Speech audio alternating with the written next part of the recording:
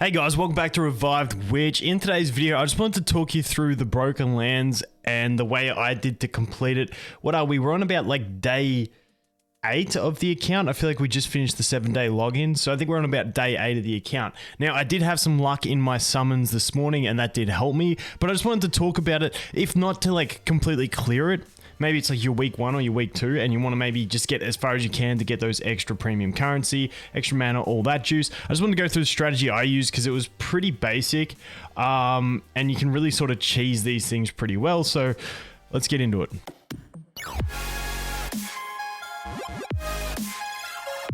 Okay, so the first thing that I do want to note in here is that each like stage you go to, the enemies have different abilities, so you can try and I can't actually get in and check them right now because you could only check them before you cleared them, which is a bit annoying for this video.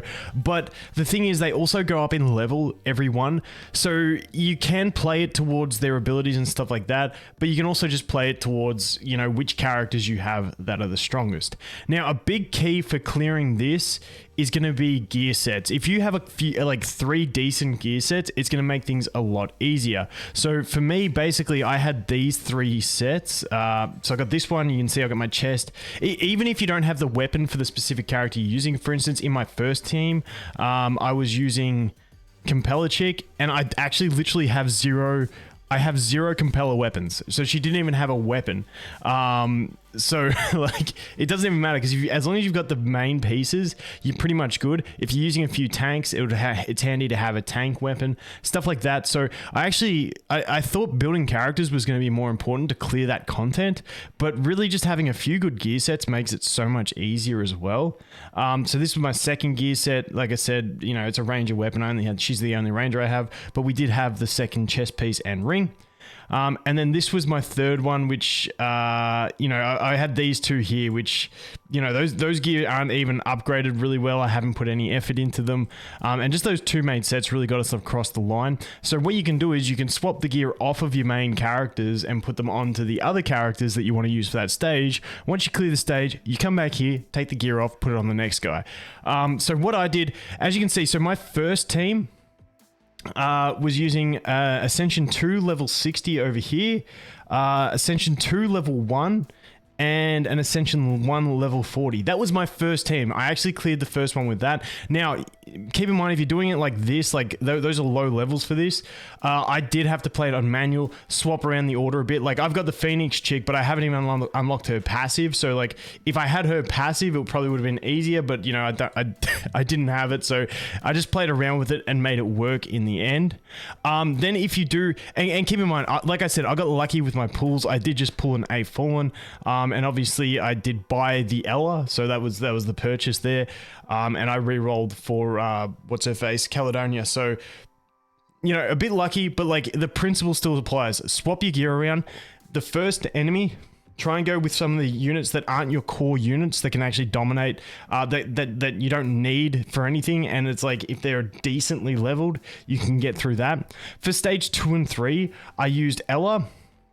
Now, even though Ella is higher ascension and A Fallen's lower, I did use the Ella for number 2, which is the easier stage, because I just thought at stage 3 she'd have trouble dealing with like the heavy incoming damage, whereas A Fallen, even though she doesn't have any self-healing and she's only got the shield, she managed to complete it with about, I think about 40% health left over on the 3rd stage at this ascension with my decent gear equipped.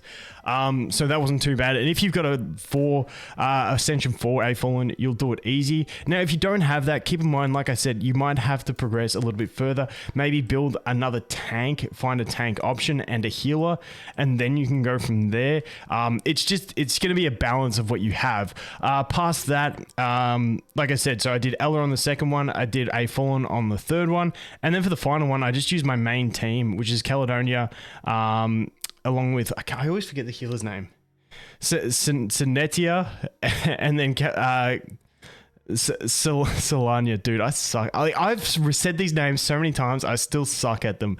Ella's a really easy one though. But yeah, I just used those three for my final team because it was my best team. To be fair, I could have probably, if I was having trouble in one of the previous stages, whether it was the A Fallen or the Ella stage, I could have probably put my DPS there because on the final stage, I could have got through with just my healer and tank and just slowly done it. There is no time limit on these things, so you don't have to rush through it to get it done. It's just a matter of balancing out your team. So like I said, this might not be you trying to clear the whole thing. Maybe you don't have the units that I have. Like I said, I did get really lucky in my summon session, but maybe you're aiming to clear 3 enemies and that's the way you're going to do it. You know, you'll use 3 units that aren't the greatest, but put your best gear on them to clear the first stage. Maybe the second stage you use like one of your DPS and a healer, like your best DPS and a healer. And then maybe on the third stage you can use like a secondary healer and your main tank and slowly do it. And then, you know, you don't have a team for the 4th stage, but at least you've cleared 3 instead of 2, that sort of thing. And then you can work your way along. But that's pretty much the basics to it. I think the big takeaway is that you can swap gear to get through it because it just makes it so much easier to be able to swap gear and just punch your way through these. Like I said, that was my first team, then Ella, then A Fallen, and then my entire team. But like this team, this third team, because it's like my beefed up team, all Ascension 4, they basically just walked through this stage. It wasn't even an issue. But like I said, in the rules, you can see that it does, they do say that the enemies have different abilities. So maybe if you've got 2 tanky units, like, you know, in the middle there, and they're sort of the same ascension, you can play it towards that. But, you know, like, your best one goes on the hardest stage is basically the gist of it. So resets every Monday, which is really nice. We've got 3 more days, then we can get all those goodies again. I didn't realize as well, when you clear all of it, you get an extra reward. So there's actually a fair good amount of premium currency. So if you can start clearing this fully in your 2nd or 3rd week, it's actually a really decent amount of premium currency, especially for free to play and low spenders. So not too bad there. But after that, I mean, that's pretty much the, like, to me, I think that's pretty much the end game for PvE here. Like that's it. Besides that, you can try and get on the top charts for this stuff, which really doesn't stress me at all. There's a couple I haven't finished yet, so I've got to come back in here and try and finish these ones. But besides that, I got four little diamonds to fill, and then I'm pretty much done the entire end game, I think.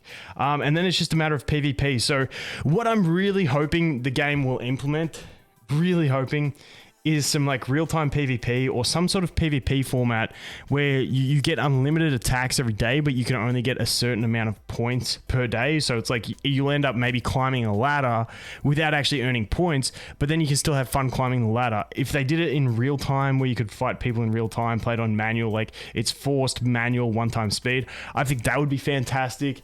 But, you know, I don't know how hard that'll be for them to implement, if they want to implement it. I just love, like, I'm just thoroughly enjoying this game, and I really want them to give us more to do. Like, I always, like, I get really excited on the daily reset. Because, you know, I've got all this stamina to burn. Then I burn through my 10 stamina refills, the extra stamina pots I get along the way. And then I'm just like, I need something to do. Like, there's no point logging into the game. Like, log in once every 6 hours, go to the Witch Courtyard. And that's where I think those PvP formats are really nice, because you don't have to. You don't feel crippled by not playing as much. But if you want to play, you can enjoy something like that. I'd also love to see some co-op play, but we are still very early. Hopefully we'll have some events coming soon that can add to the things to do and excitement. But all around, I'm just thoroughly enjoying this game. So let me know what you guys are thinking. Anyway, thanks for watching. Hope you have an awesome day, and I'll look forward to seeing the next one. Cheers.